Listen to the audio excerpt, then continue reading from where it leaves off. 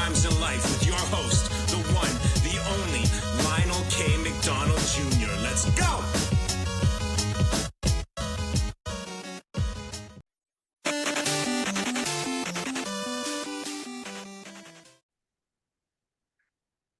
What up, what up, what up? Welcome to another episode of Sneaks, Rhymes, and Life. This is episode 151. So I've already celebrated 150 episodes of this podcast over the last 3 years. We just kind of crossed the anniversary, as we talked about in the previous episode. So today on the podcast, Thomas Wade West. Now, we have a working relationship back in the day, but there are definitely a couple commonalities that Thomas and I have. One, a love for sneakers, and two, a love for hip hop. So he is an ideal guest to be on the podcast. So Thomas, welcome to the pod. What's happening?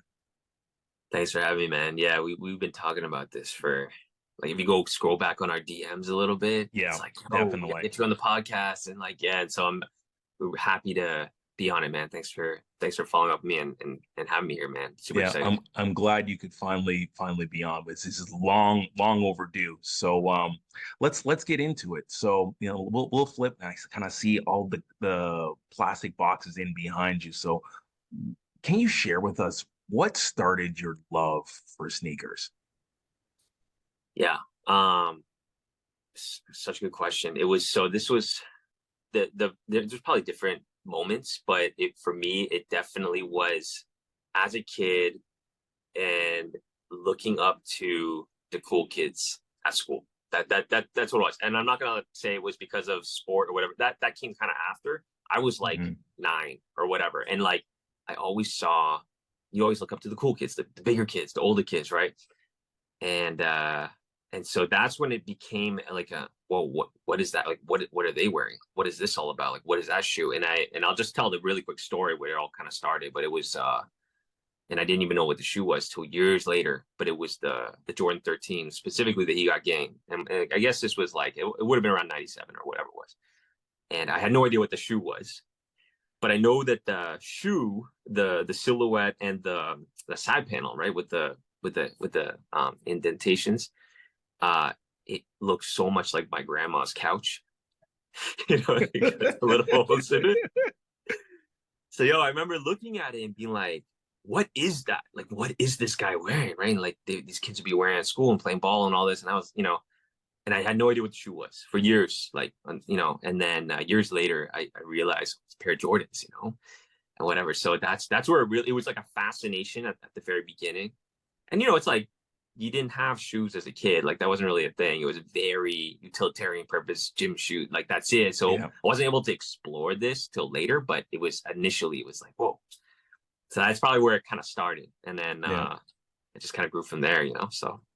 All right. Amazing. Yeah. I think similar story. It was, I think it was in grade 8, and a friend of mine, Steve Morgan, I haven't talked to him in years. We used to play baseball back in the day, but, he went to the States on like March break, and he came back with a pair of Jordan 4s and was like, what the hell are those? And then I clued in and said, oh my God, Jordan was wearing those last month in the dunk contest. And it's like, how did you get them? It's like, they weren't sold out. And I think that was my first like aha moment. I was wearing Pumas back in the day because I knew that there were breakdancers that were wearing. I was already listening to hip hop, and obviously we'll get into the hip hop side in a little bit. But that was kind of my first introduction to like a wow sneaker, and I always kind of had my eye on it. I think eventually I had a friend of mine tell me that you'll never own a pair of Jordans, and that is absolutely the most blasphemous statement we've ever heard. So, but yeah, that was kind of my interest. So very similar. You just kind of see another kid with something that you've never seen before, and then obviously it sparks the curiosity. So we've kind of talked about Jordan. I see lots of Jordans behind you. So how did you become so passionate about the Jordan brand specifically? Yeah, I mean, at an early age, it was a combination of like seeing it as this like it was almost this symbol of status, right? In a huge way. It like, and then that, like, as you get older, you're hearing it in music and you're seeing it on people. It's has its place in sport in a huge way, and then has its place in, you know, streetwear and street culture and all that in another huge way. And so in the early 2000s, just being able to see that on people and marry it up to what I'm seeing in real life, seeing it on sport, seeing it you know, on TV, whatever, like everything that I was surrounded by at the time, it just, you know, it was Jordan brand. It wasn't Yeah. the sneakers I was wearing. Like it was Jordan brand. That was like, wow, you know, this is what I aspire to. One day I'll get one, right? And then it was my friend's older brother that was the first one that had not collection, but like 2 or 3 pairs. And it was I remember just like I got my first pair, and it wasn't the He Got games, it wasn't the 13s, it was the 2000 Infrared 6. And but this was in like 2003 or something. Yeah. Or 2002 or 2002, something like that. It was early 2000s, but the shoes were beat. They were smoked, and they were like 2 or 3 sizes too big. Oh, and so, wow. So he gave them to his brother. His brother rocked it, and then I got them from him. I think we did a trade or something, not shoe trade. Like I gave him like a toy, or I don't know what it was. Whatever was cool. I don't really remember what it was, but he gave me this pair, and they were smoked. And like, but I cleaned them up. Like I did. I was online. Like it wasn't even online. That I had the little like I was just figuring everything out, right? Toothbrush and soap and whatever I could. Dawn dish soap, stealing from my mom, and just they were destroyed, but I cherished them, right? So that again, to answer your question, not to, you know, go back on it too much, but it was definitely like that status symbol that was the biggest draw for me. And so from there, it was always just like, you know, you can experiment with different things, but it didn't have that moment, that feeling that I got with that brand at the time. So yeah, you always remember the first one. Again, similar story in a certain way. Like thought a lot about which was going to be the first, and when it did start to like actually, you know, worked in the industry, and it was the original Jordan 11 bread. That was the one. Wow. And I wore it, and it trashed it, and it creased, and like I still have it. I still like just like, and I have obviously upped retro, like just got another one, but that one I have to hang on to because that was the first one. And like, yeah, it's a disaster now, but there's a lot of stories that go along with it. Wearing it in the snow, because that was the shoe that like I had a shoe. That was the shoe. So it's crazy. We're gonna go all over the place a little bit, but yeah, we got to talk about this because this is a big thing that I've thought a lot about over the last few years, and I can ask this right now, and you're going to be able to give me the answer that I want.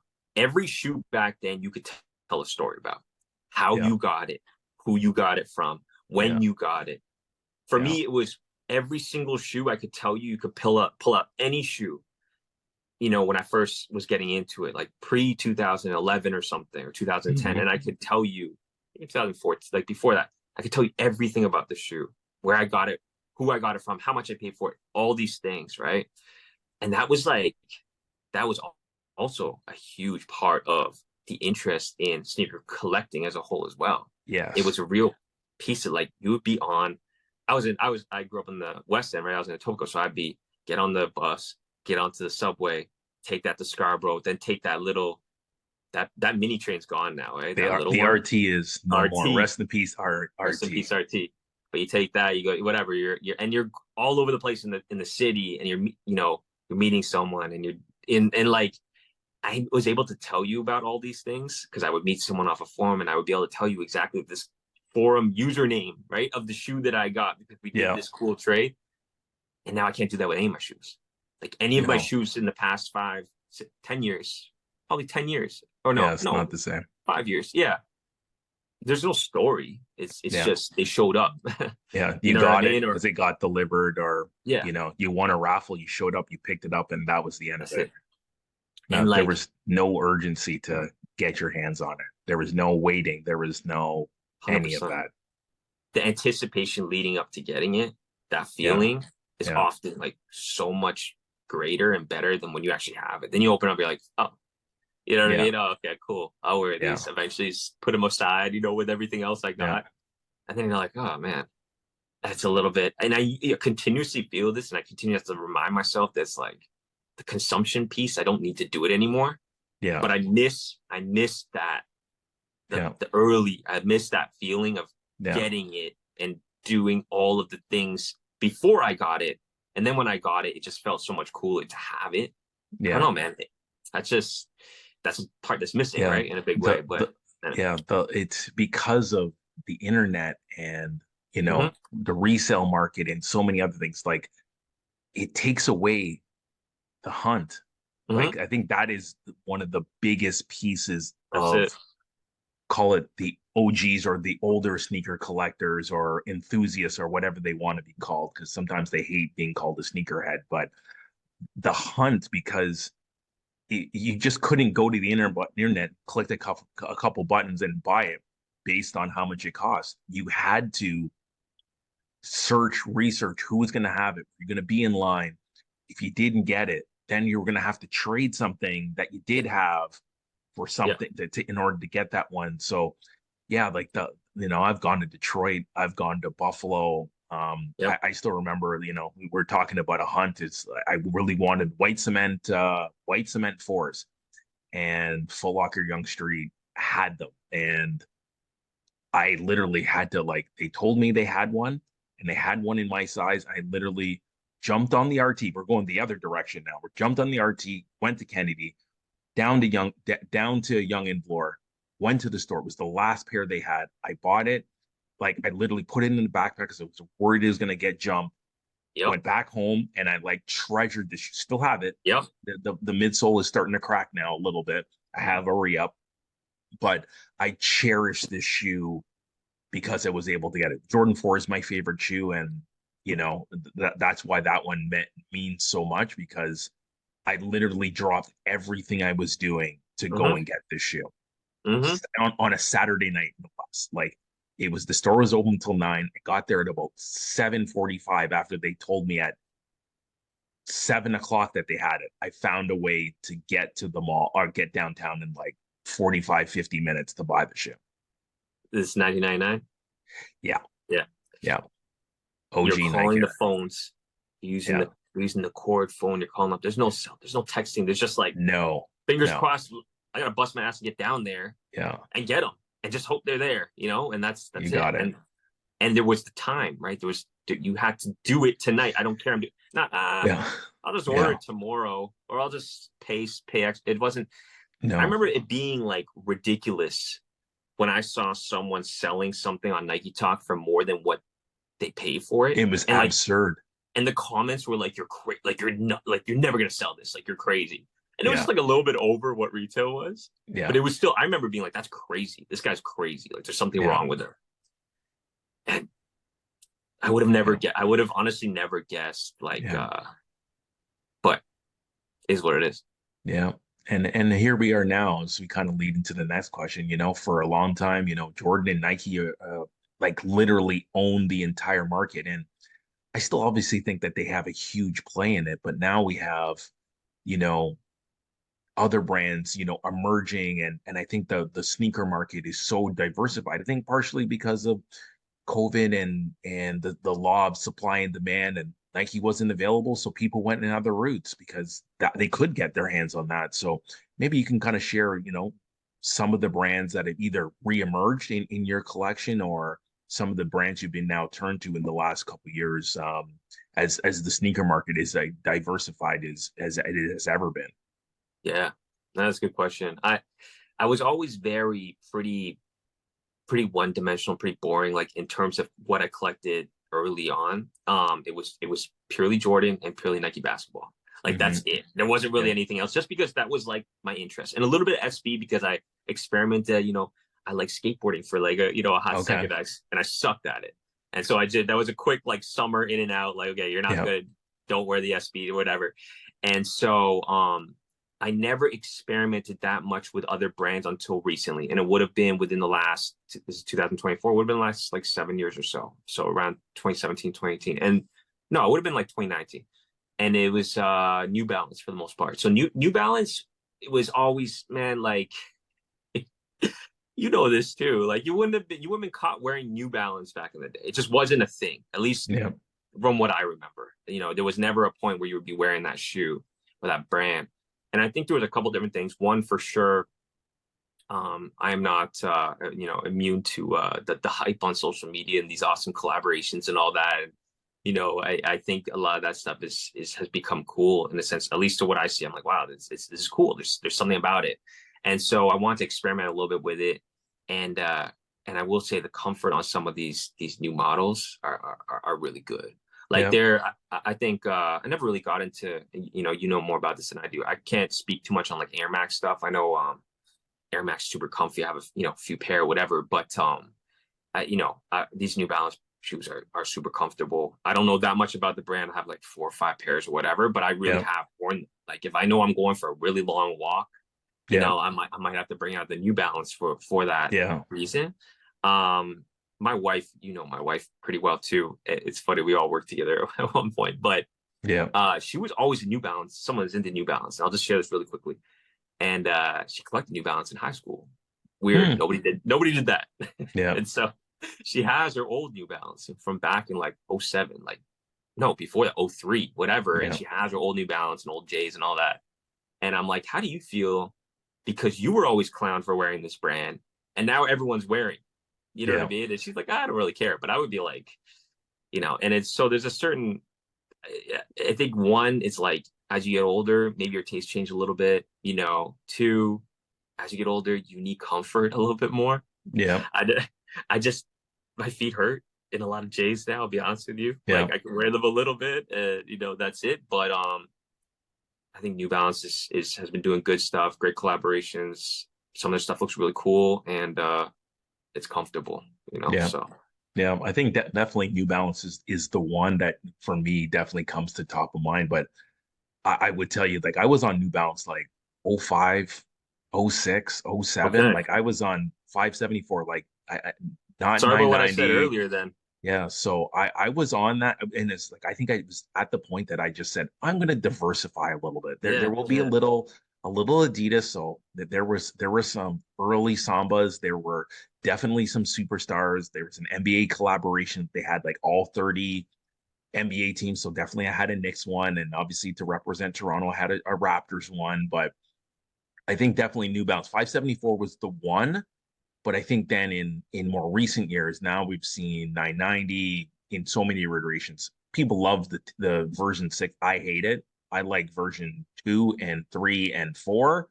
But then 2002 is pretty cool. And you know, last year we got 9060, which is a chunkier dad looking shoe, but I think that definitely has value. And I think you're going to see, you know, some of the other retailers, you know, bring that shoe up in a big way. So really, really interesting to see how New Balance, and then, you know, I'm not much of an On or a Hoka person, you know, that it's just, those don't work. Like I have a pair, I got a pair, I didn't pay for it. I was gifted it, and it's just not my thing. Not my thing. I'll throw it on from time to time, but not really my thing. But I've been more of a, you know, because of, you know, basketball heritage, I've been far more a Reebok person, because of the question and the answer 2 and 3 and 4, probably more than, and then obviously, you know, I have deep roots with the Pump. Like I wore the Pump in high school. That was my high school basketball shoe.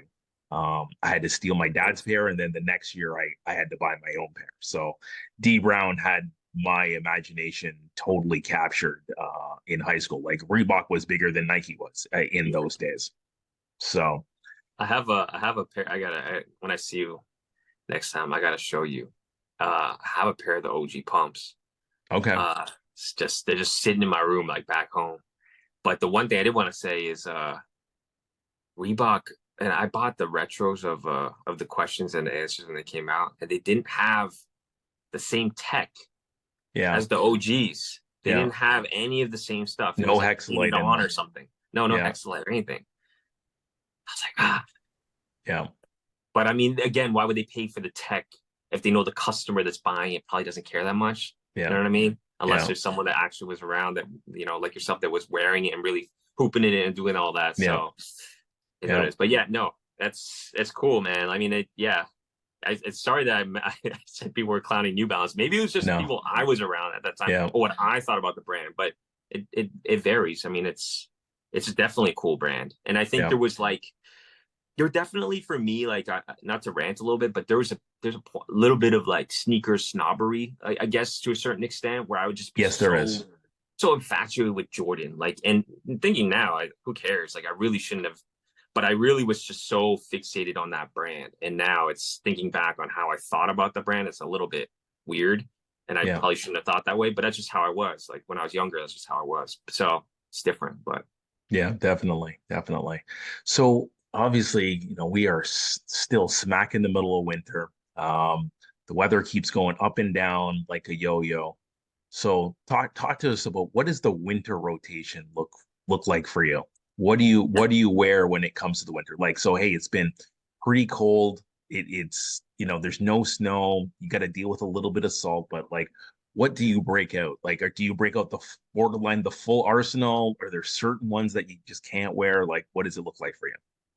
I don't really not wear anything unless it's like just that slushy, snowy, like Yeah. nasty Yeah. winter. Right now it's been pretty dry. Yeah. It doesn't it doesn't matter to me. But I would say I do have like some shoes at the door, I guess would be the designated just throw on. You Yeah. know, everyone has To put the those, right? garbage out or whatever. Yeah. And now it's all for the past 2 years, it's been kind of the same 3 shoes. Actually decent shoes, man. You know, Mhm. Bread Force 2019, Infrared 6 from when those retros 2019 Yeah, I think so. with the Nike Air on the back. Yeah, those And are then supposed to come back again this year. but they don't look the same, do they? No, they look totally different because it's not all black. It's like black and like gray. It's like I don't know what they're doing. They could have just called it reimagined for all I care. That's a whole different What? topic. Yeah. Oh man. And there's so many other shoes they should have brought in before shoe they brought 4 years ago or 5 years Yeah. ago. They were waiting Yeah. on so I many other know. pairs. What's the other one? I forget now. I got some other runner by the door or something like that. Yeah. But it's you know, two decent, and I only have those two because they were my like my doubles that I got of two, Yeah. you know, two of the best shoes, two of my favorite shoes. So Yeah. you know, kind of wore those out, you know, for 2 years, and I was like, okay, I got a fresh pair, you know, I'll hold those and I'll start to just wear these Yeah. for winter. So yeah, nothing too Nothing too super extravagant. interesting. Yeah, Yeah. and I'll wear. There's not really anything I won't like wear unless I know it's like snowy or rainy. Yeah. That's That's really the only thing that it yeah, changes just the decision. But like I've been wearing fours. I've nice. been wearing I've worn some fives. I wear ones. What did I wear the other day? Like people going like, "What the hell are you wearing?" I think I wore like 20s one day. 20. Yeah. I didn't. I wear 21s, and people like, "What are those?" And it's like, you guys don't know about this. Don't worry. Like I think I'm gonna rock some 18s tomorrow. Just so long as it's not gonna snow. Amazing. Like Yeah, I'm just wear stuff. Like and again, like I'm a big advocate. You're just supposed to wear your stuff. Like definitely. you don't need to keep buying and re-upping on shoes. You just gotta wear what you got. Like when you start Yeah. looking at what you have, Yeah. there are so many things that like some collectors have and they sit dead stock. Like when these guys do their sneaker videos and everything is dead stock, it's like, so you just holding it? When are you Yeah. gonna wear that? Like what was the point of getting it unless you tried to flip it? But there's not even a flipping market right now. Just wear your stuff, Yeah. man. Come on now. I hopefully it's one of your questions. I don't know, or we can just go on this tangent, but it's always been a very strange phenomenon for me. And you can Yeah. disagree with this, but I think you're gonna agree with me. Of having a collection of sneakers, crazy cool pairs of shoes, right? Displaying them, which whatever, but then wearing some destroyed beat Flyknit or something out the door every day, and I see you as that Yeah. person. Yeah. But then online you got all this other stuff Yeah. or whatever. You got collab on collab on collab. Yeah, You got but like you don't you wear got any friends of and it. family shoes and you're not wearing any of those joints anytime. No, So it's really weird wild. because sneakers always, for me at least, and I want to hear your definition of what it was meant to you, but for me it was always about, this is my definition, it doesn't mean it was the definition, but at the time it was always about putting together a really nice fit and just going out and just stunning at the party, or Yeah. if you want to pick up some, some girl's gonna be there. Okay, I'm gonna wear this. I got Yeah. the shoes. I got the outfit. Like that's what it was about. It was never ever for me about, or even as far as I remember, for anyone at that time to just put them on shows and look at them. I don't think I No. knew anyone that ever did that. Even Yeah. on Nike Talk and stuff, people didn't. I didn't even see that. Like people that did that were wearing them though, and then just cleaning them, keeping them super fresh, which I thought was great. I'm like, you can make them look as nice as possible, sure, Yeah. but to have them brand new and just and never wear them is never like wear them crazy to me. ever. Yeah.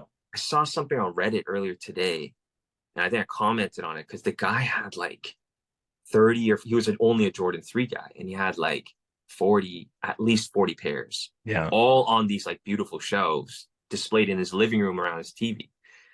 And I'm like, oh, cool. This guy, like, he must wear. And I start zooming in, like, they all have the hang tag. They're all like dead stock laced. They're all, and I'm like, then I had to comment, I'm like, do you, like, don't take this the wrong way, but do you wear any of these? And he's like, a couple I wear, but I just clean them. But most of them I just have them on display. And I'm like, this is strange to me. Yeah. Why it though? is. What do you get out of that? Yeah. They're not Like I would get it. Yeah, I would get it if he was like, he had them display, but like he had like another pair and he was wearing it. Like, so he's out in the streets in threes. That's fine. And he comes home and then he's got 20 of his favorite or whatever it is. But yeah. No, I similar but a little different. Like I like to put on, a decent fit that the colors all match. I'm definitely all about colors. Some guys do great jobs of having contrasting colors, but I like to put on a fit that the colors match. But like I want to wear the shoe if I'm going out to an event that you got to double take. Like someone is going to look and say, "What's that?" I wore the other day to basketball. I think it was last week, and I wore, because it's Black History Month, I wore Black History Month threes. And not many people on my basketball team are like real sneakerheads. But one guy, like, he did a double take. It's like, I've seen Jordan threes. I know that's a 3, but I've never seen that one. It's like, see, I got you.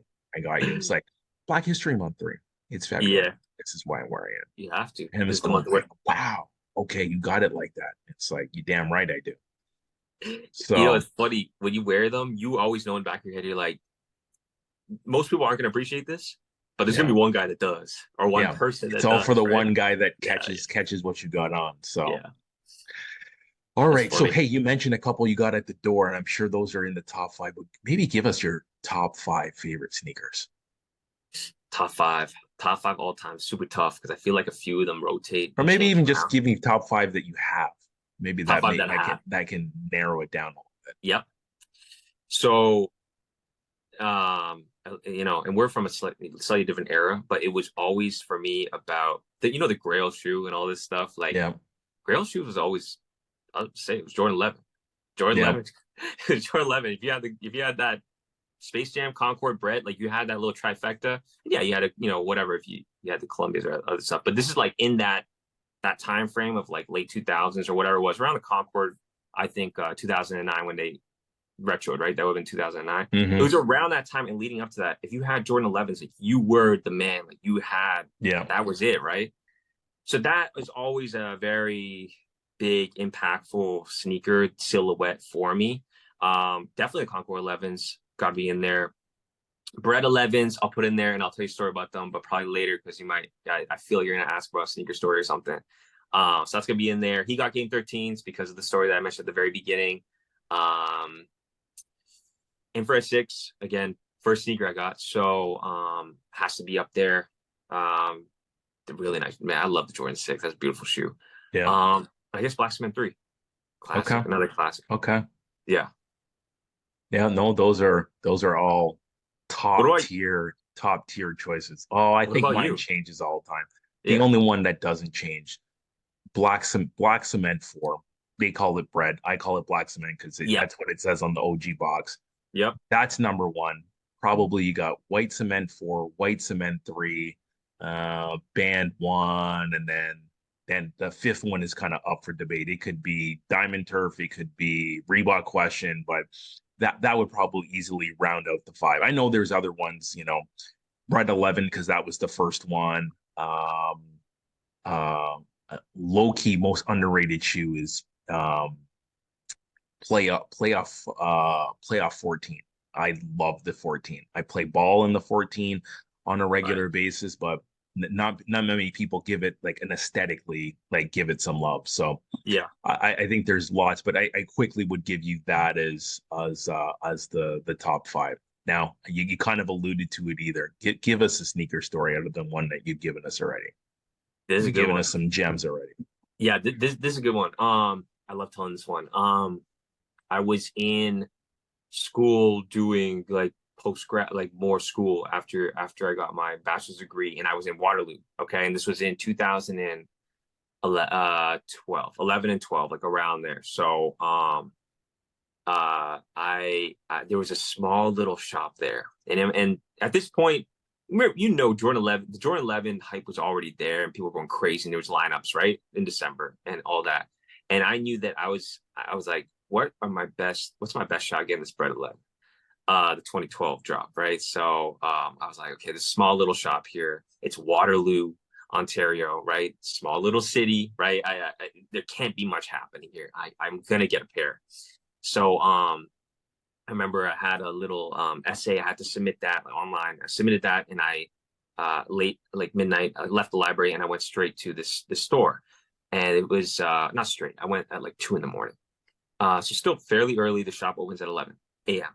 So I was like, okay, I'm gonna camp for like 9 hours. And it was snowing, it was cold, like whatever, right? And so I was all bundled up. When I got there was anywhere between 4 and 5 people ahead of me already, in line. And so I'm like, cool. Even if there's like one, probably me 2 size runs, but even if there's one, I'm good. Like I'm probably gonna get at least around my size, and I can trade up and figure it out, right? Right when I get there, I'm leaning against the wall, and other people are there. Everyone's kind of like huddled, bundled up. And we're kind of talking in line, and there's a car there, right? There's a car outside the store as well. So there's a road, and there's the sidewalk, and there's a store, and there's a car just sitting here. And the car had like 5 guys in it.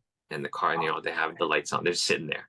And I'm like, okay, this could potentially be a problem, but who knows? I'm already here. Even if we include those guys, I'm like number 10 or whatever, 9 or something, right? It's like 10:30 a.m. comes to 11 a.m. Right? The shop owner walks over to the door. By then, there's at least 80 or 90 people in line. It's very long, and the line is not formula, like it's becoming more of like a crowd, a cluster.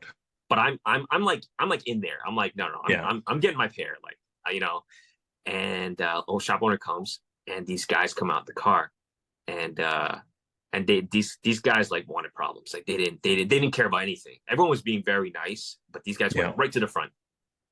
And the guys in the front of the line were like, no, you weren't in line with us. You were in the car. You weren't here before us. And they're like, yeah, we were here. Little argument breaks out. One of the girlfriends of one of the guys ahead gets punched in the face by one of the guys in the car. So then at this point, it's like crazy. Owner's like, nobody's getting pairs. Closes the door, locks the door. He's inside the store. Calls the cops. Cops show up. CTV News shows up. It's crazy. In Waterloo. And so our lineup is all screwed up because the cops don't care. They're just pushing people in a line. By then, I am at least 15th to 20th back. Like I'm far. Like I got totally like, and I'm just like, at least I have a story to tell, whatever. And one guy in line, who I know to this day, which is amazing, we met in that lineup, and he comes out the front. He has his pair, and the owner's like, all right, who's next? Or he's like, and he's just like, make sure that Asian guy gets one. He points at me, and I'm like waving in the background. Like I'm like, I'm not big guys. I'm like here. And the owner comes, and they like pull me to the front of this like kind of crowded little whatever. Yeah. I get in. I wanted, I wear size 11. So I'm like, what size 11? He's like, we got a 10.5. And I'm like, yes, I got my 10.5. And he's like, don't go out the front. You're probably not going to have your shoes if you go out the front. Come out the back. So he takes me out the back. Unlike anyone else, there's a bunch of cabs there, and I jumped in the cab and I just went home. Nice. And it was dope. It was a crazy story. And I remember coming home and like taking a photo on this like really grainy like 2.5 megapixel camera I had. And like I was like and I put this blurry photo online. I was like so happy about it, and that was it, man. And I still have that pair. Again, like when it comes to these like crazy stories, I just can't get rid of the pair. So no. that's just a fun story that came to mind. Yeah, that's a good one. That's a good one. It reminds me of the pair that I didn't get, Titanium 23.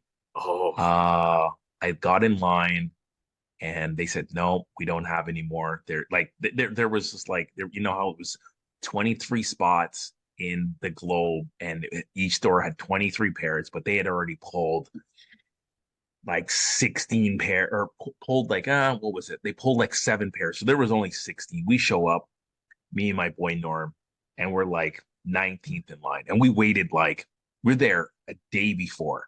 We waited wow. 8 hours. Wow. And like, so should we go? Should we go? Eventually, like nighttime came and we said, there's no way. Like these guys are not going anywhere. We're not getting a pair. Like I would have taken any size just to say I have it because I knew how rare it was. And no, didn't get it. But then I found out he told me after, like, because he knew a guy there, and he couldn't get a guy to hold it for him because it was just too rare. But he found us like, yeah, you should have stayed, you should have stuck it out, because once their people's sizes sold, people just left and didn't buy a pair. And I was like, no, I could have got one. And it's like, yeah, we had like probably the 30th guy in line. He got like, I don't know, it was like an 8 or an 8.5, and he wanted like a 12. So wow. it's one of those things how sometimes if you have perseverance, you get one.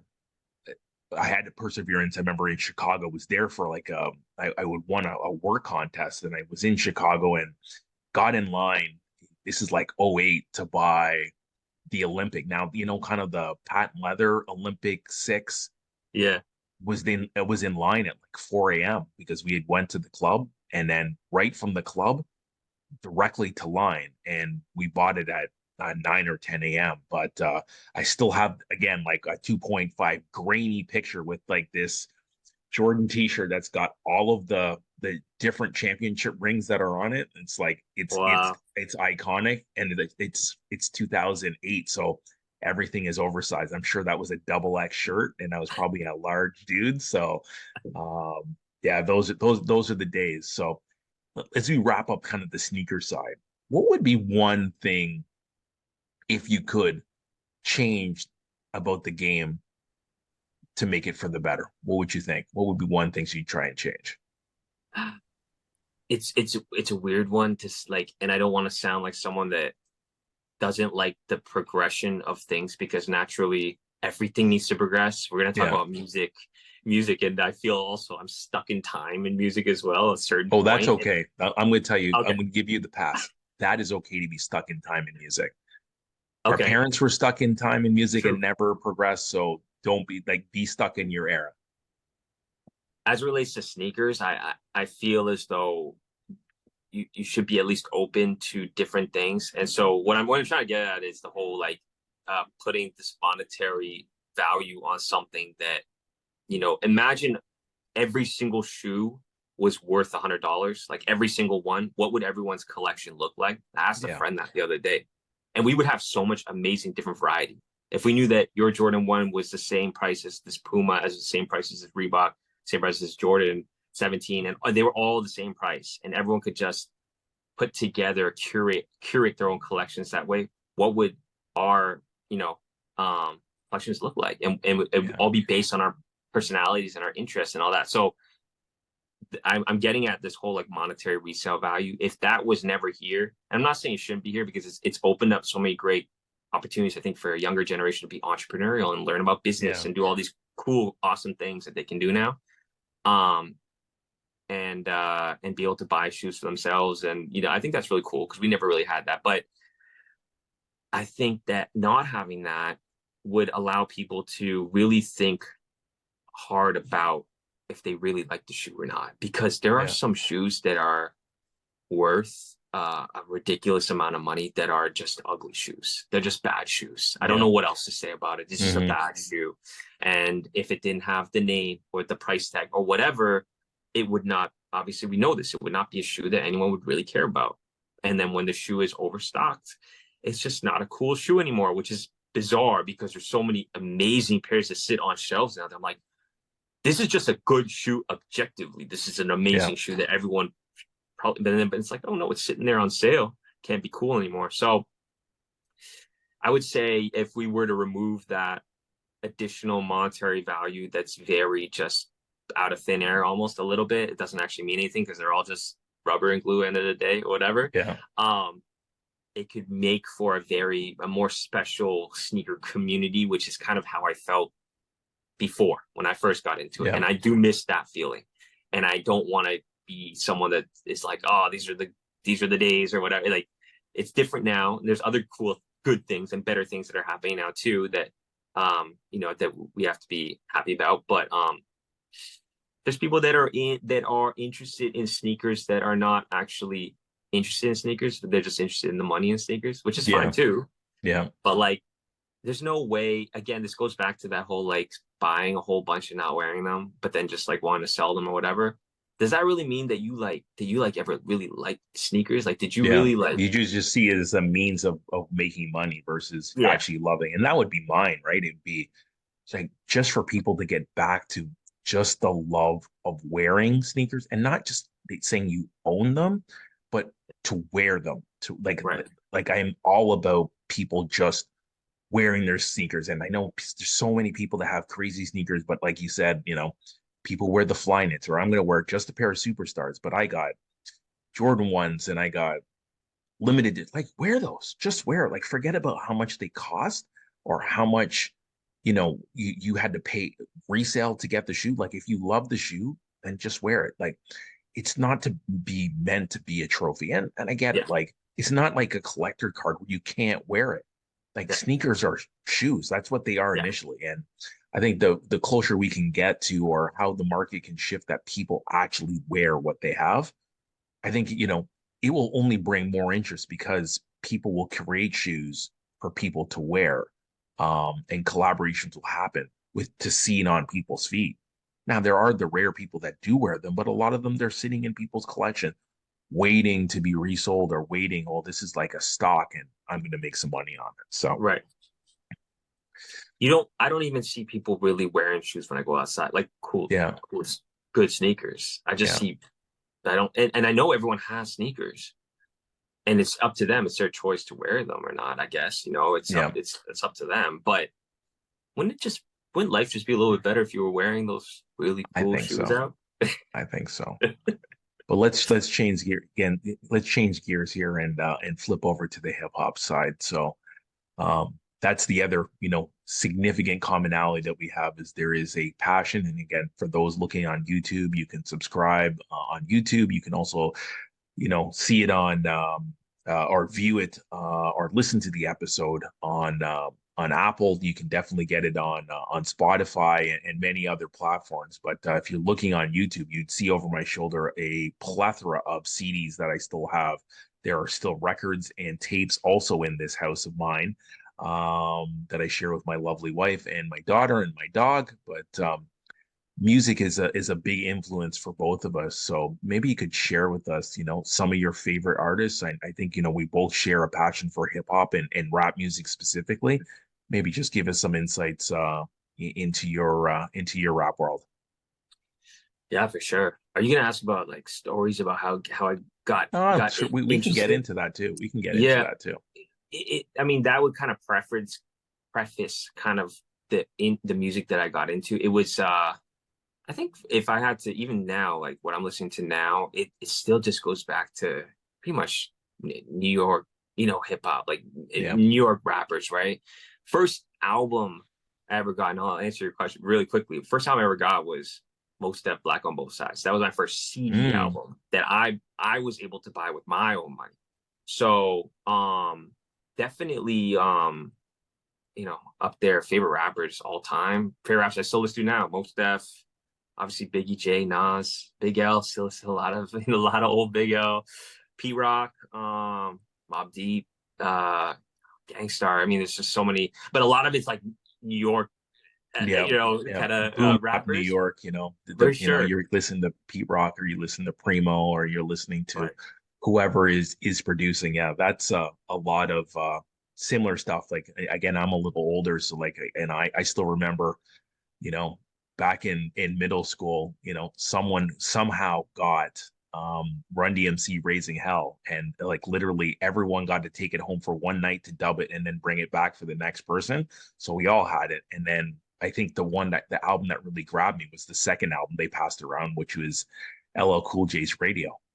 This is back in like 86, 87. And like ever since I heard that, like I probably, myself and my brothers, that was the album that we could actually listen to around our parents. And Yeah. like I think all three of us know the album like word for word, song for song, interlude, the whole 9 yards. Like it would be a whole performance if you put it on, and we played it from start to finish. So, but I think, when we talk about the first album that I bought with my own money, I think that was Low End Theory.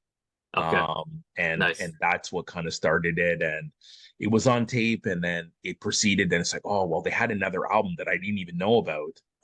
Because again, there wasn't even there was barely a source at this point, and there was no internet, so there was no looking up stuff. Like you just kind of had to go to HMV and see the name that they put in on the dry erase marker of the album that was coming, and then you show up that day, and hopefully it's not sold out.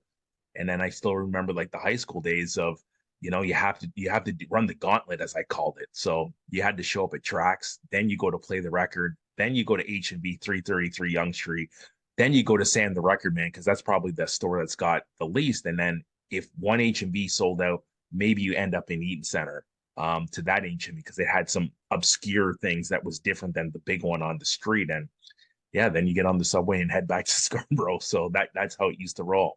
And that was like every Thursday afternoon in high school and into university, I was there. Like, so, Yeah. I would see guys like starting from scratch, and I didn't know who they were, but it's like they were buying records, and there was like, there's like a mob of records when, the records would show up, but I'd be just sitting at the cash desk waiting for them to just stock the album. I was paying more times than not import price. So I wasn't even paying 17 or 14.99. I'm paying, if I'm buying the CD, I'm paying 23 or $25. But I couldn't wait another month or 2 months, or maybe they never get it. Because that was always the thing. I don't buy it now, maybe I never get it. Maybe I don't get it for 2 years, and then I'm behind. I don't know this song, or I don't know this artist. And in particular, like if it was Mobb Deep, or if it was Wu-Tang, or if it was whoever, like I had to get it when it was available. It was the theory of seeing it, liking it, and buying it. That's like, you just didn't blink, you just copped it. Yeah, I love hearing that, because that kind of, I just jogged my memory a little bit with how I was similarly doing that with friends. It was our how we discovered music was very much being in the Sam the Record Man, right? Being there and talking and looking and browsing and listening, because they had the little booths, right? You could select for, certain things that you could listen to, and there was so much information being traded through. Like I would hear about it at school that something's happening, right? And then or an album's coming, or a new artist, or a new whatever. And this is like where the information was like, curate. Like it was there. It was at Sam the Record Man. It was at HMB, and you'd have these conversations with people. You go over to a friend's house, and like their older brother's listening to something. It's like, whoa, what's that? And so there was that discoverability that, similar to sneakers, there was a hunt a little bit to it, right? Some sort of discoverability that wasn't click of a button. And so, it's interesting too, because, I remember, we're going off track, but I just had to tell this one story because it's so interesting. It was so, my friend, his name was Ray, and it was a similar thing at school. His dad was really into hip hop music, and we were all in grade 5, and we were all, me and all my friends were just, everyone was just into it, right? And so his dad had the Tony Touch, the Peacemaker. Oh, I remember that one. He had it on CD. And I remember he brought it to school, and this kid was like blast. And there was so many good artists on that. Like I Yeah. was listening to before this because I was like, I was like, is this even on Spotify? And it's like not. It's No. like not anywhere. You have to like Yeah. find bits and pieces like on YouTube. And so I was listening to it like I don't remember when, and it has so many great artists on it. Like Yeah. if you needed a starting point for a kid that's like your grade five, it's like this is everyone, right? And so he brought it in school, and then I remember I took it home. Each of us got to borrow it, take it home, put it on tape, record it, put it on tape, and then we listened to it. And I had the little Sony Walkman like cassette player. And then the first CD though, it was when Chronic. I really want Chronic 2001, Yeah. and this is like 99. But my mom was like she has to come with me to get it because it said the parental advice. First of all, she had to drive me there, Yeah. but she was also very concerned about parental advisory, explicit Yeah. content. And so I remember trying to gloss over it, like it's nothing, like it's not a big deal. She's like, you know what? We'll get this album, but I get to listen to it with you before. And in my head, I'm like, okay, I know most of the tracks on this, but I don't know all of them. Yeah. And of course, there's a few skits in there. The one that it's terrible. This is being recorded. Oh, my mom never has to watch this and relive this. Her and I land on Pause for Porno, which is Oh a my God. terrible, Yeah. terrible skit interlude track. And Yeah. I'm sitting there in my bedroom, and my mom's sitting there, and we both have the JVC, boombox they have in my bedroom, and we're listening to it, and we're just like looking at each other. Right after like 10 seconds, not even, she doesn't press the stop button, takes the CD out, like we're going back. Oh my gosh. And Wow. I'm like, yeah, that's Yeah. just way too awkward, and this is just, I didn't even Yeah. know what was going on. I'm a kid. I'm like, this is just whatever I Yeah. just heard was not good. We go back. Yep. Yep. There I'll are just tell some this really quickly. This is parental bad not friendly. stuff. You think of Biggie. I think of because I was listening to Big Pun the other day. There's Yeah. a couple Oh, yeah. Big Pun, For sure. between him shooting guys and literally, just wild stuff he was Yeah. doing, and it's like, no, this will never pass with Yeah. my parents. Like That's this is it. just not one that can be played. Definitely not. We don't want that in the Yeah. household. I'll just really quickly. The end of this was we returned it. We asked the guy that worked there, and he's like, "You got it." He's like, "Do you know who Mos Def is?" I was like, "No idea." He's like, "You got to listen to this album. It just came out." And that was Black on Both Sides, and that's what got Wow. me into like quality hip hop music at the time Yeah. versus like what was on the radio, which is still fine. A lot of Yeah. stuff is really good too. Yeah. So like Jay-Z and Dr. Dre and stuff. And then from there, it was like I bought my next album was like Jurassic 5 album, and then I Yeah. bought Kweli album, and then I Yeah. like kind of went from there. Yeah, the That's cool. Backpack Squad. You think of Right. Raucous Records Raucous between Records. Mos and obviously Quali, and then you had Eminem was on the come up on Raucous, and you think of Lyricist Lounge, and Lyricist you Lounge, think yep. of so much Slum Village, like Sound all of Bombing. these South Bombing, like Sound Bombing, like all of these Yeah. amazing artists that were, Pharoah Monch is in that crew as well. So like there's so Yeah. many, and then the Roots it's also one that for me got a ton of play when I needed to be around my parents. Like, hey, this one can kind of slide by because it's not Positive, too drastic. But Yeah. I think when I think about what did I have to play around my parents, I think the one I would always go back to Paid in Full. Right, Eric B. and Rakim. Like that was one. It's like it's like next level lyricism based on comparison to what was out at the time, but he doesn't curse. Like he rarely curses, and I've edited that album and he doesn't say anything. So that was always a good one. But it's funny you love that album Black on Both Sides, because I literally will tell anyone that will listen, like the reason that my wife and I got married, or even we got together, or even had any commonalities, is one day at work, and she worked for me at the time. She shared, as we were kind of having a hip hop conversation of who their favorite artist was. I didn't even know what she listened to, and but you could see her interest was piqued in the conversation, and I turned to her and asked, and it's like everyone was saying their favorite.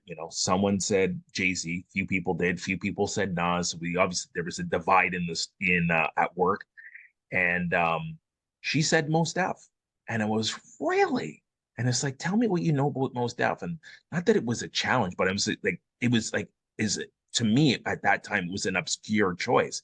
Not everyone would just call out Mos Def because he wasn't Yeah. commercial. He was a backpack guy, no different than anyone that performed for Dave Chappelle and his block party. Like that's the whole crew Yeah. all in one shot. And so she started telling me about what she knew about Mos Def, and I was like, "Tell me what else you listen to." It's like, "Oh, Yeah. let me show you what I have in my bag." So she shows me her bag, and she's got, like every other hip hop kid or young adult in that, in the 2000s, you had, before there was an MP3 player, you had a bag, probably 10 CDs in a Yeah. yellow, The zip. CD Walkman Yeah. in your bag. And, we just started trading CDs. It's like, who else do you like? I like Tribe. So do I. And then we just kind of just went back and forth. And it was kind of just the thing that we had every time we saw it. It's like, okay, what did you get? And what are you listening to? And one thing led to another, and 16 years later, as it's been, is we've been dating, and then ultimately married for the last 10 and a half years. So it's amazing how things happen. But it was like, if she never had said if she said Jay-Z, I made a not even blank. She Yeah. said Mos Def, and the rest is history. That's why on the wall over there, Black Star is on the wall Amazing. on both sides. So that's kind of Mos Def in some respects kind of brought my wife and myself together. So pretty cool. It's that's a cool story because Yeah. music is such a expression, especially when it becomes something specific within music. And I'll say Yeah. most of it was super specific, but like at the time, yeah, everyone would say Jay-Z and Nas, whatever, but it stands out a little bit. And then from there, it's like, oh wow, you have a specific taste. It's a little bit different than everyone else. You're a little bit like me. Like let's talk more about that. And then yeah, that's cool, man. I like that story a lot. And I remember that, like, for me, I had like a 40-page little one of those binders with the zipper on it, and it had all my.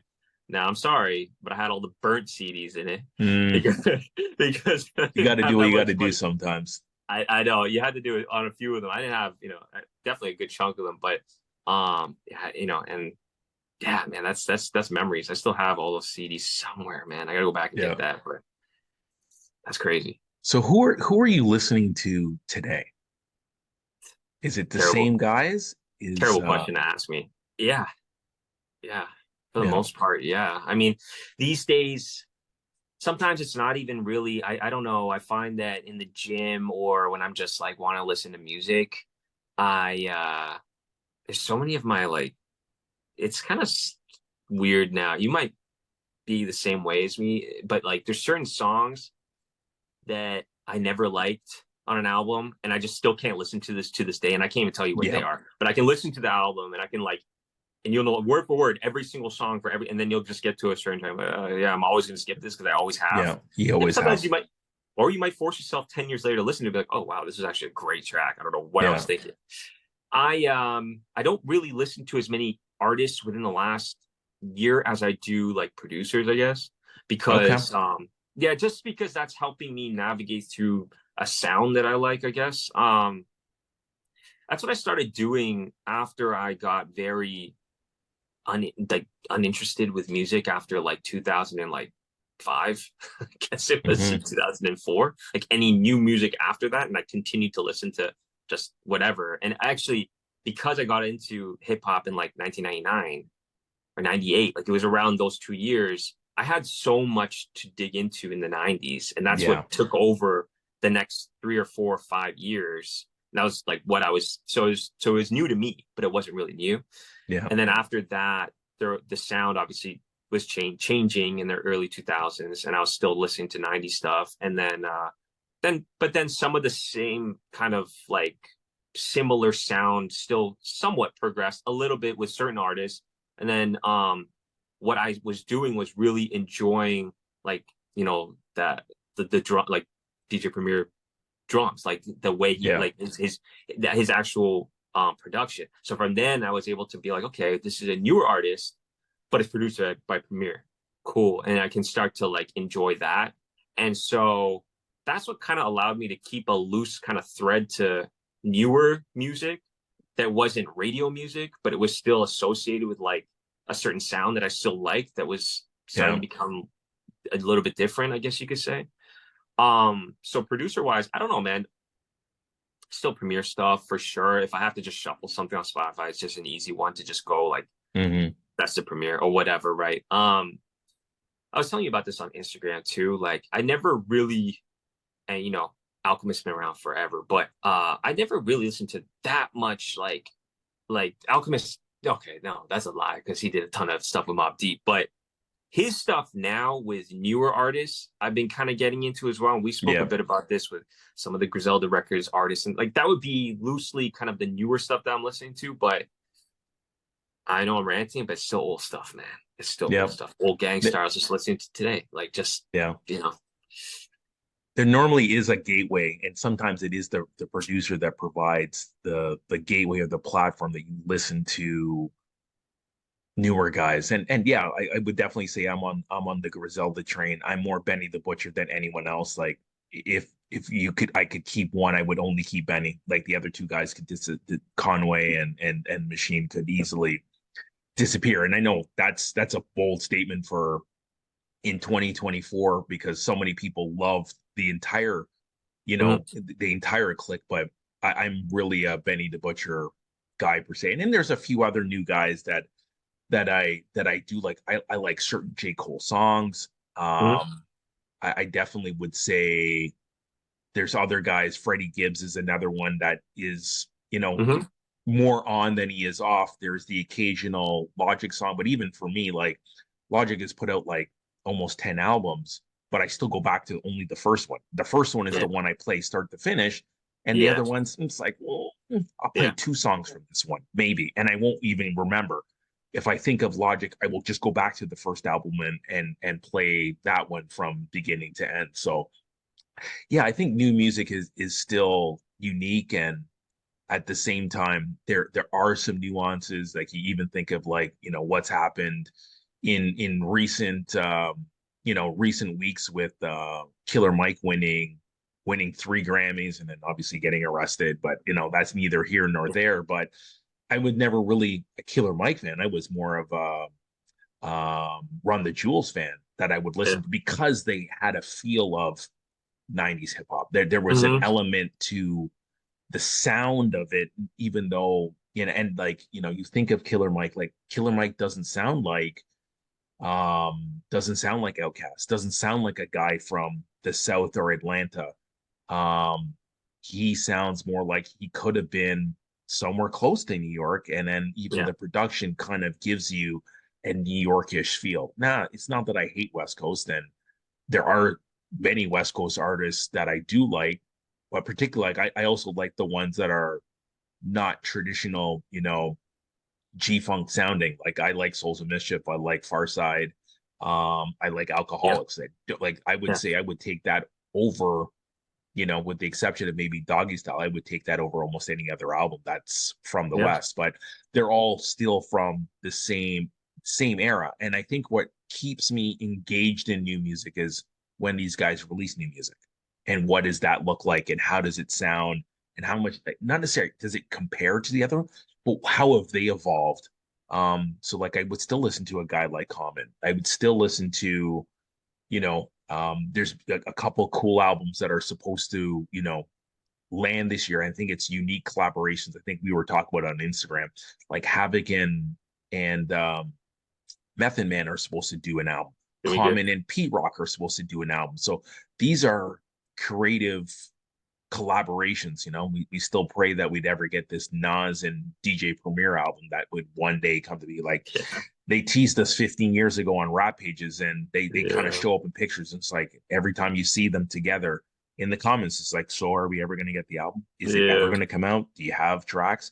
And then you even go to the West and you see like Nas did a song with was in the studio a couple years ago with with Dr. Dre, but we've never seen any of that music. So I think the golden era artists kind of keep you engaged because they keep trying stuff, and some guys fade away. Like Jay-Z really hasn't done anything, but hey, not to say that Jay-Z will never make another album, but then you think that Nas was kind of almost retired, or he wasn't going to do anything, and then he just ripped 6 albums in 3 years, and the sound is totally different and better than some of the stuff that he did 10 years prior. So I think a lot of these newer artists, are cool, but I think I still have a love to what the older artists can kind of put together, and that keeps me looking and engaging, and who do they collaborate with. And sometimes you get turned, and it's like, oh, he sounded good on this, maybe I'll go listen to his latest album. So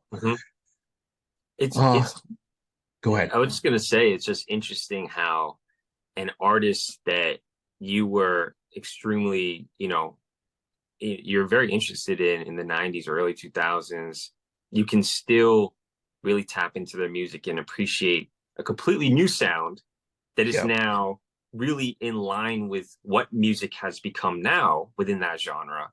And your favorite artist's way of adapting their own sound to now be part of this new generation. And I don't mean necessarily new generation of artists, but maybe just their own version of how it would sound in this time frame, right? Like, I don't think Nas is going to go over any of those trap beats anytime soon, right? Or whatever, but he's going to do something a little bit different. And it's just, I guess for me, it's just like what I was talking about before when we're just about to talk about hip hop. It was about me being stuck in listening to certain music. I should have clarified and said I'm stuck in listening to music in a certain year or decade, or like you said, golden era of hip hop. Like, it's in just a certain sound that I'm just like stuck in listening to.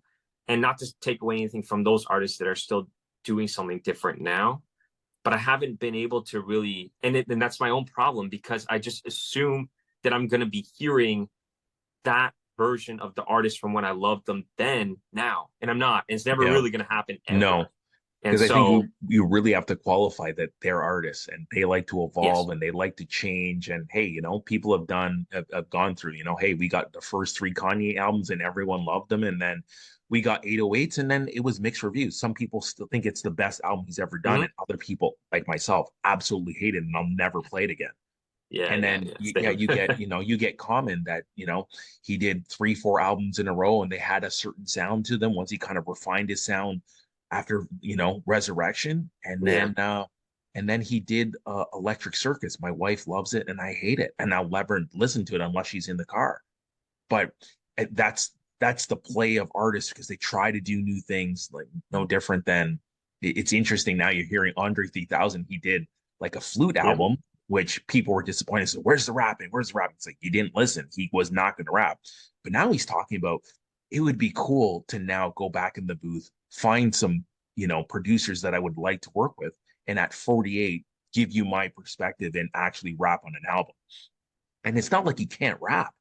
Like, they won essentially 2 Grammys together for Scientists and Engineers on Killer Mike's album, and that's won 2 of the 3 rap categories. So there's definitely an ear to hear Andre 3000 rap again. I'm not sure it even needs to be as part of Outkast, but everyone has their interpretation, and these artists, essentially what they are, no different than a painter or a photographer. Things just change and how they want to do things, and it always can look different. So I think we just have to kind of embrace the way they want to do things and kind of go along for the ride. That's what makes it fun. I would agree with that. I just want to say that Andre 3K album, my wife and I listened to over and over again while we worked. It was so peaceful. And we were so stress free. Like, it reminds me, we gotta listen to it again tomorrow. It's so great. It's so different. So I went into it after knowing that he specifically said, if you're expecting what you might be expecting, don't expect any of that. That's not what this album is. And so it's nice. But I think, to your point about artists, our artists being in a situation where things change and they want to do things differently or whatever. There are also artists that go on and still make good money doing shows, but their music is still the music that got them popular at the time 10, 15 years ago. And that's what the show is. And that's just kind of what you're expecting when you go. And maybe an artist doesn't necessarily want to do that anymore. Maybe they want to be like, I'm going to go to a show and I want these guys to be awaiting my new track that's coming out and be excited about it. And so I don't know, maybe that's all part, and maybe you know more about that, but it just might be part of the artist's journey or decision or what they want to do with their careers. So sometimes it depends on what, if an anniversary of a particular album is a thing. Like there were obviously lots of people that were all out and about last year because it was the 50th year of hip hop, and you know it aligned with 93. So there were a ton of artists that had albums that were 30 years old. Souls of Mischief as an example, that went out and hey, we're going to do 93 shows because it was 93 till infinity and it's 30th anniversary of this album, so we're going to go out. Pharcyde did the same thing. This year I'm sure you'll see other artists like last year we had Wu-Tang, and we also had De La Soul. Balloon Mind State was 30 years old, although Davis passed, rest in peace. There were a lot of artists that wanted to get out and re-celebrate. And they sometimes they only want to play the new album. They want to play the old stuff. But I think, Busta Rhymes is going to do a concert when it's like called the Blockbuster Tour. Like he was headlining with a few people last year. But I think he's going to want to play his new album on top of playing the classics. And sometimes you might have an ear for the new album. Maybe you like it, maybe you don't. I thought the new album was terrible, personally. Give me some more Rhymes Galore, give me Sob Story from Leaders in the New School. Like I would take all of that versus the current stuff. But these artists, how they integrate their newer music and what they do is different for every single person. So sometimes if you go and you only expect to hear the old tracks, they don't play the old tracks because they play some new ones, and then there's not enough time to play the old one. So how it goes. I was just gonna say it's interesting because I remember going to, when was the last year that Rock the Bells was here? 2010, 2009. I think the last one that was in Toronto was 08, but that was like the greatest show maybe ever to come Toronto. Was that at the Hangar or was that the one at Molson Am? That was the Hangar. Yeah, that was wild. And Meth and Red were there.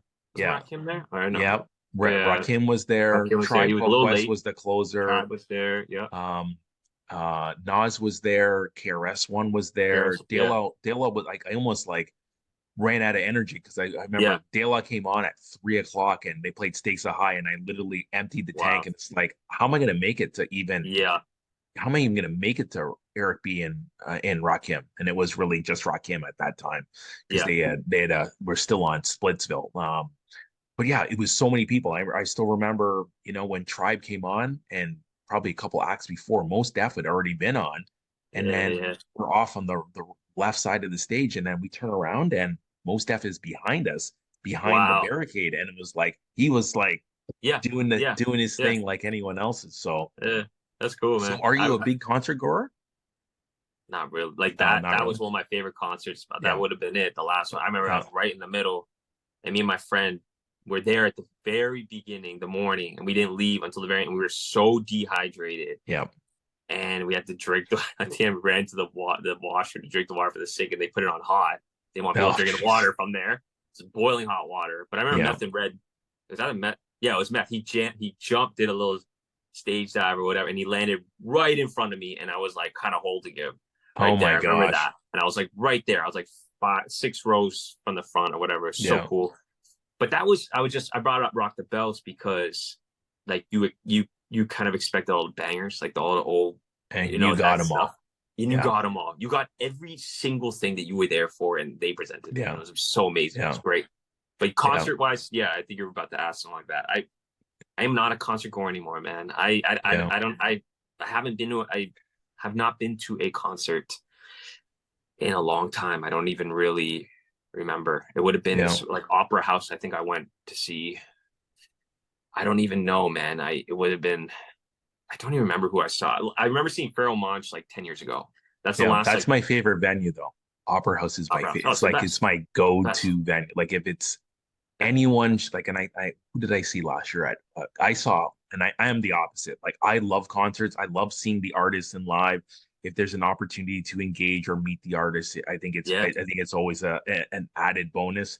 So obviously with all the concerts, it's like 3 years of COVID. I think it's time to go see some people. So I think I Yeah. was at like 13 concerts last year. Wow. Um, Okay.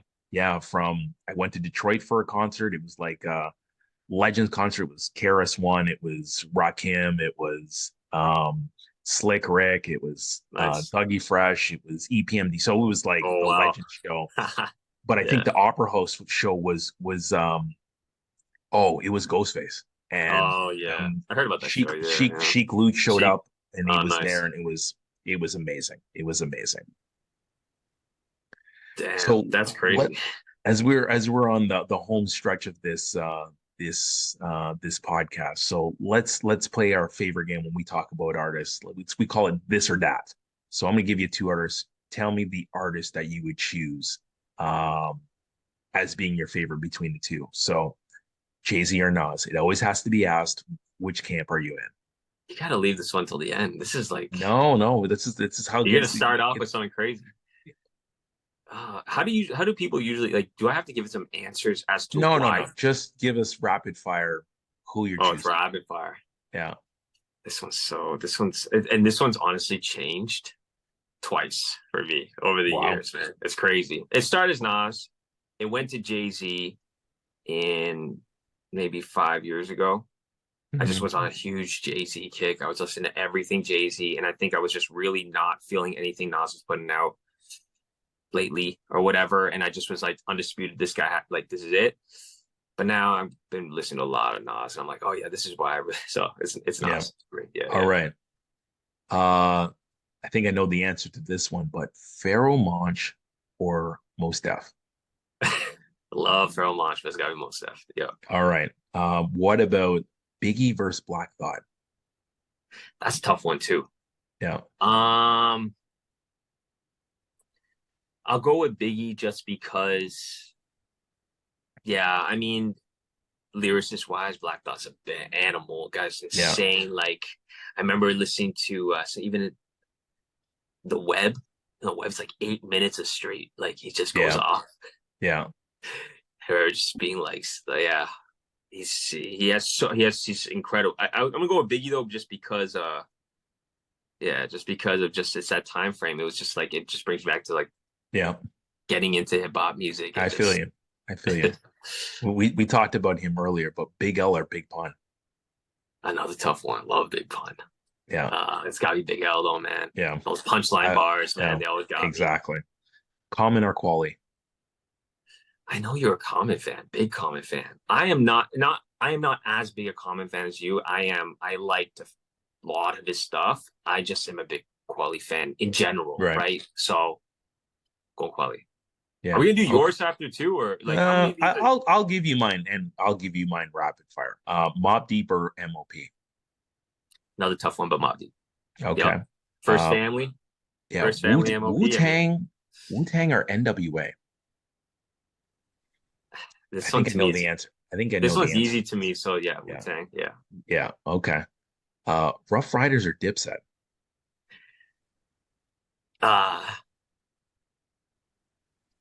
We didn't even talk about Dipset. No. That was like my kind of like era growing up a little bit though. So it was like, I do like a lot of Cam'ron stuff. Like, do you? Okay. His first two albums, I know it's hilarious. It's totally different. Yeah. And he was a totally different. Everything was different. That would be. Honestly though, besides him though, I wasn't really a fan much about the Dipset, and Dipset as a group and their music. Didn't love a lot of their stuff. Yeah. So I'm going Rough Riders on that for sure. Okay. I mean, it's just that collective of artists is insane. And don't forget about Jin the MC. Yeah. No, I will not forget. We could say, we could give you one. Hold on. We'll give you Jin versus Blind Fury. Are you gonna go back to like BET Freestyle Friday? I went down the rabbit hole of Blind Fury probably about 2 months ago. I watched every freestyle that he did. He was incredible, man. Yeah, he was amazing. Honestly, the Jin Freestyle Fridays, I didn't like any of his actual music. Yeah. I really No, wanted to his listen actual to it. music wasn't good. The freestyles What's were for 30 seconds. He was amazing. incredible. Yeah. I have to go with Jin just because I was Okay. just like, and also just seeing an Asian guy on TV like It rapping, was it was rapping just was is unheard of. probably a thing. Yeah. Yeah. So, Souls of Mischief or Farside. oof, another tough one. Well, they gotta be tough, or else this won't be interesting. Yeah, that's the whole Honestly, point. man, I might go with Farside on this. Yeah, And I would. I'll give you mine in a second. I got one more for you, and this okay, is a okay. doozy. De La or Tribe Called Quest. So yeah, it's another hard one. Tribe, but I probably listen to more De La Soul now. Okay, okay. The catalog's out there, so I could see how the pendulum could swing because a lot of things got tied up legally for quite some time. But Yes. to give you the list, one I didn't write down. So Jin versus Blind Fury, definitely Blind Fury. I am like a huge now, like just hearing it again. I don't know, it showed up on my Instagram feed one time and I went down the rabbit hole. It's like I went to YouTube and I found everything, the whole Blind Fury story. But to rapid fire, Nas Jay-Z, Nas, Tribe De La, Tribe, Most Def, Fairmont, Most Def, Black Thought, Biggie. I will go Black Thought. Yeah. Common Quality, Common, Most Def, MLP, and I love both. It's definitely Mobb Deep. Wu-Tang, NWA, Wu-Tang for sure. Rough Riders or Dipset, definitely Rough Riders. And then Souls of Mischief and Farside, definitely Souls of Mischief. They did a concert last year. I love the album 93 Till Infinity. It's one of my favorites. It would be in my top 20. I saw them 2 nights in a row. Wow. That's how hardcore Souls of Mischief fan that I am. Yeah, So fair enough.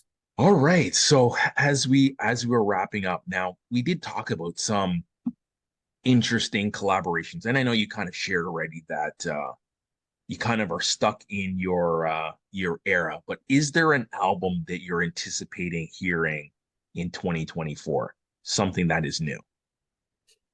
Yeah, what were we talking about a little bit? We did talk about some of the new ones that were coming. So there was the Common Pete Rock one. There Yeah, was the what was that? There is a uh Havoc and yes, yes. Method Man album that's supposed to I'm come gonna out. want to listen to that for sure. Yeah, There is External Affairs, so it would be the follow-up or the flip side, Faramonch's the album Fairmont. that he's going to Yeah, do this year.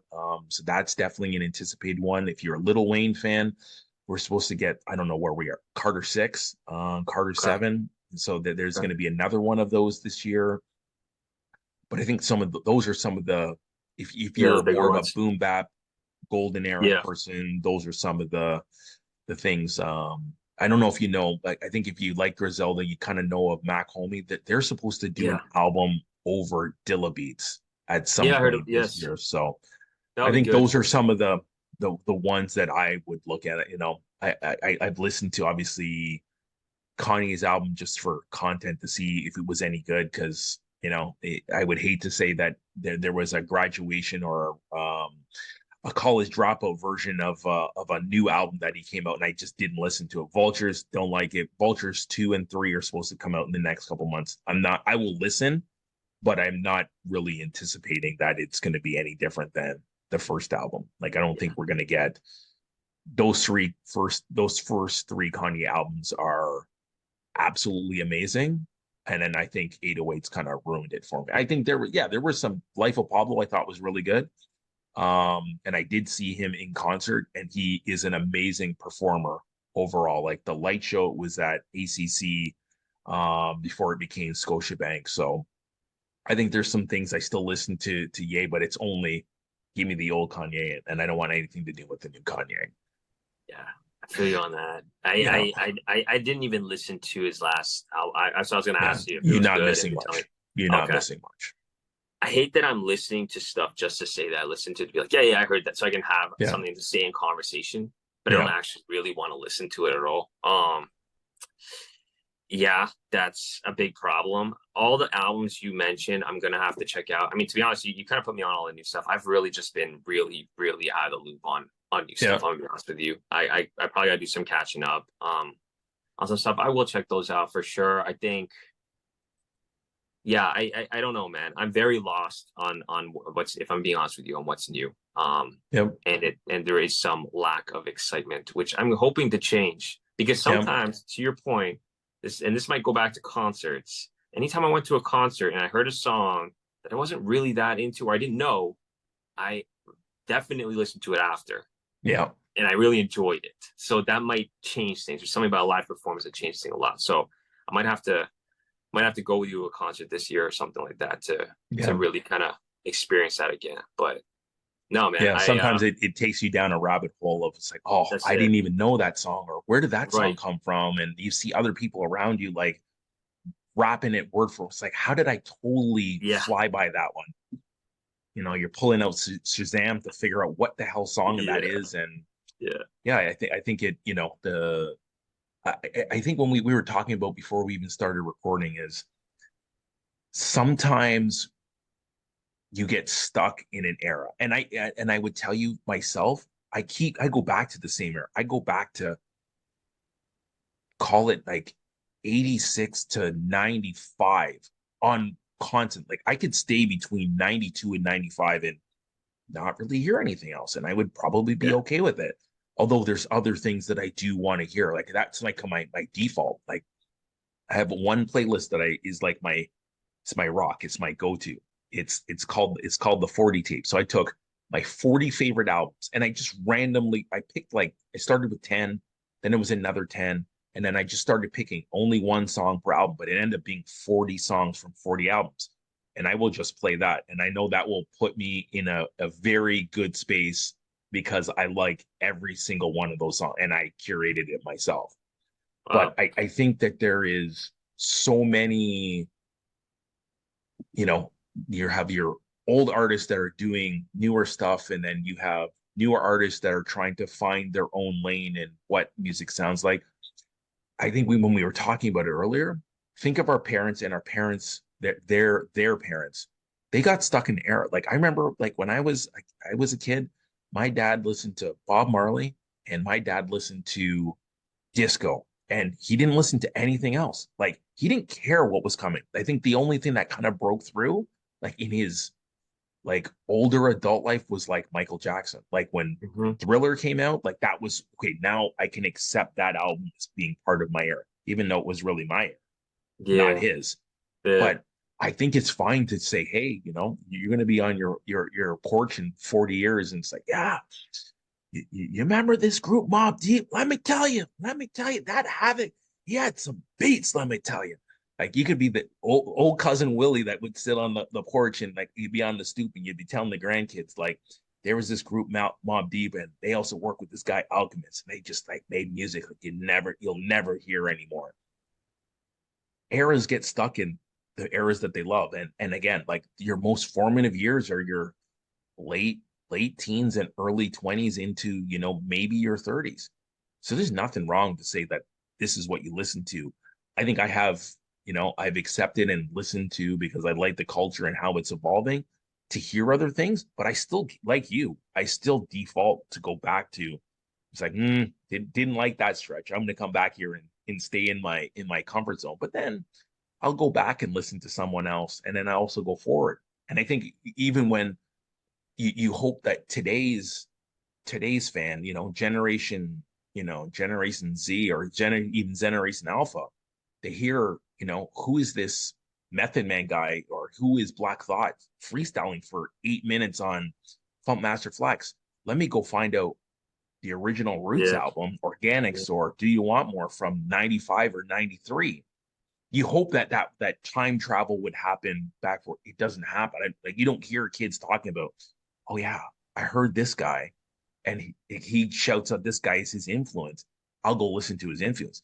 In our era, that's what we did. When Nas says that he was influenced by Kool Rap and Big Daddy Kane and Rakim, I immediately say, hold on, hold on, I got to know everything about those Right. guys because he is now influencing, my number one artist, and Nas would be my favorite artist of all artists. But I don't know if the kids today, and I think the artists still talk about who influenced them, but the artist today talks about Drake and they talk about Kendrick Lamar and they talk about J. Cole. They don't talk about Nas and Biggie and Jay-Z and Lil Wayne. Some guys say Lil Wayne because Lil Wayne is still on the cusp. He's not even a 90s guy. He's really more Yeah. of a 2000 guy. But that's where I think today's generation is lost, that they don't appreciate golden era hip hop unless there is like an older brother or there is even a parent that when they grew up they listened to boom bap albums Yeah. in the car or wherever, and that's Yeah. why I think that sometimes that there's a lost appreciation for the Coogee Raps and the KRS-Ones and the Souls of Mischiefs and even Wu-Tang to a certain extent because people don't do the time travel because there's so much good that has already come out. Like some of these kids could go back and listen to nothing new for the next 10 years just to get educated, just to Yeah. understand. And so much of it is digitized. Like they don't have to spend thousands and thousands of dollars like we did to go back and try to find the first three. And for me, it was like a collection. Like I've been a collector, whether it was sneakers, whether it was baseball or hockey cards, and then music. So it's like, hey, I listened to NWA, and now I hear Ice Cube's got 3 albums I didn't even know about because the first album that kind of caught my ear was Lethal Injection. Then now I got to go back and get Death Certificate. Now I got to go back and get Kill It Will. Now I got to go back and listen to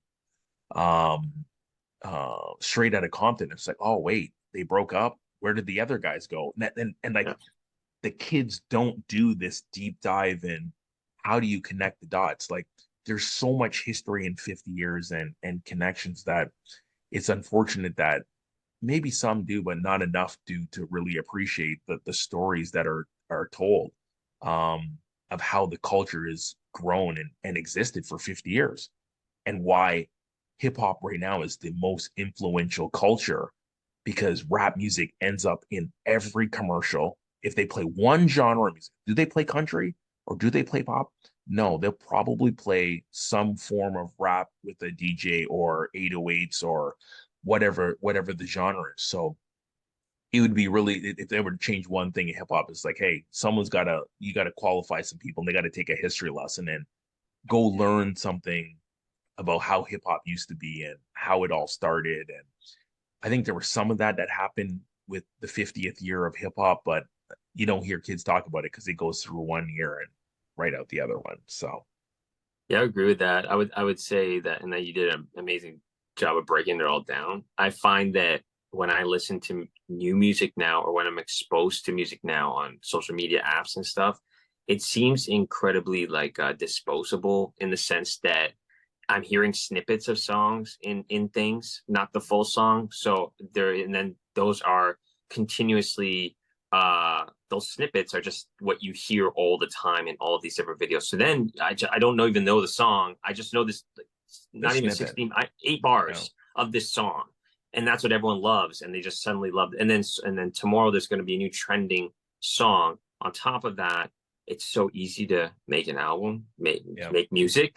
You have your studio at home now. It's just like, I don't know. I feel as though there was real effort put into creating art projects as they relate to albums and that sort of thing back then. And it wasn't just this like big vomit of music everywhere. There's too much. If you were into rap music today and you were really, really dedicated and you had to listen to every album that was like, you'd be overwhelming. You'd be listening to music all the time, forever, constantly, and you'd always be behind because it's just too much. Mm-hmm. And so, and I guess the thing I'm sort of remember your other point about digging about things, like that was also an addictive nature similar to sneakers that I loved about hip hop music as well. Like seeing a featured artist, hearing their verse, their 1632 bars, and being like, let me find what is this guy all about? Because this was crazy. and what is their storyline? Like, how did these two artists know each other? And he was in a group with these, what happened to these guys? And then also what I got very into was on the instrumental production side, what was the sample from? Yeah. Because like you hear the song and you're like, you just, today you hear the song and I'm reading these comments from, I guess, the new generation that are saying like, this new insert Megan Thee Stallion or whatever song, this is her beat. And I'm like, no. This is like the Ashanti beat that was then sampled from this song from like the 70s or 80s or whatever. Yeah. But there's no interest in wanting to understand where that came from. Yeah. Nor is there even like an openness to listen, to want to learn about it, I think. I don't even think there's like an openness to want to understand. Yeah. So it's a little bit like, it's just, I don't know. It's weird. That's my interpretation of music right now and how it's, because I'm on the TikToks and the reels and all that. And what are the trending sounds and all, I like seeing what those are. Yeah. It's so crazy how many of those are just like repurposed, recycled songs. Recycled 90s and 2000 songs that are now popular today. It's like, you don't know, like you see it like the father and the son in the car, and it's like, oh yeah, I know that song. And it's like, no, you don't. It was this song, but we already know it was sampled from this song. So yes. It's a crazy world we live in. But that is the podcast. That is the episode. We've been like, and the time has just flown. I'm looking at the clock and we've been at it for almost over an hour and a half now, just on two different topics. So Thomas, really appreciate your time. This is great conversation. We're definitely going to have you back on a couple specific topics. Maybe when some of these new albums, we can do a review of some of these albums that we both have definite interest in. But really appreciate your time, your candor, your insights, and obviously your passion both for sneakers and hip hop, which I'm both passionate about as well. So any closing words? I know you start to posted a couple nice unboxings as of late with some great, obviously hip hop instrumentals. Like, where do people find you on social media? Yeah, just my my Instagram. It's mostly sneaker focused. Just my name at Thomas Wade West. And yeah, Lionel, like you said, trying to use some older music. I really appreciate, because Lionel will, for anyone listening, he'll be like my only comment that's like, yo, man, you played this like Afu Ra track, like this is amazing or whatever. And like in my head, I'm like, thank you to one person that knows what this is, which is ridiculous because everyone should know what this is, or hopefully they do and they just don't want to say anything. Yeah, but they just don't comment. Yeah, that's what we'll believe, right? But yeah, no, I appreciate you having me on, man. It's really nice to talk about this stuff. I think it really starts to like jog my memory back to like, really falling in love with both these two big things in my life, I find. And so to talk to someone about it who's so incredibly passionate and knowledgeable about it is fun, man. It's just like, it's cool. And I think the biggest thing, my takeaway here is just really kind of trying to dig a bit more into music today, to your point, get a bit more energized and open about it. And I've been very closed off about it. That's what I'll say. So, but I have a question for you. What's the best diss track of all time? Oh, the best diss track. That's a tough one. Personally, I would go to Ether, and again, I listened to it just recently. Like it's on, like I told you about this 40 track playlist that I have. So it's there. It represents Stillmatic. It could have been Rewind. Rewind probably is really my favorite song off Stillmatic, but I would say it's Ether. I obviously would give a couple good honorable mentions. Hit 'Em Up, definitely No Vaseline. The Bitch in You would definitely also be one in the conversation. I wouldn't say that I dislike Takeover. Definitely Takeover had its moment, but it's not better than Ether. Like Ether was extremely personal. It definitely strung a chord with the whole camp. So Ether would be my choice. It's a good question. When you get the shivers down your spine when you're listening to stuff, and you're like, I can't even listen to the rest of the song. You have to go back and listen to that again. It's like, what did he say? He said that? It was so funny. You'd have a 2-minute, 2:33-minute track, and it would take you like 18 minutes to get through it. Yeah. You keep going back. Yeah, I man, exactly. that's funny. All right, cool. I Yeah. agree with that. So I agree with yeah, that. ether would be I agree with that. my shot there. So that's a good question. But anyways, that is the podcast. Appreciate your time, Thomas. Thank you. You definitely will have to come back. For sure. So everyone, Sneaks Rounds and Light, appreciate you all listening. Catch us on the next episode. Peace.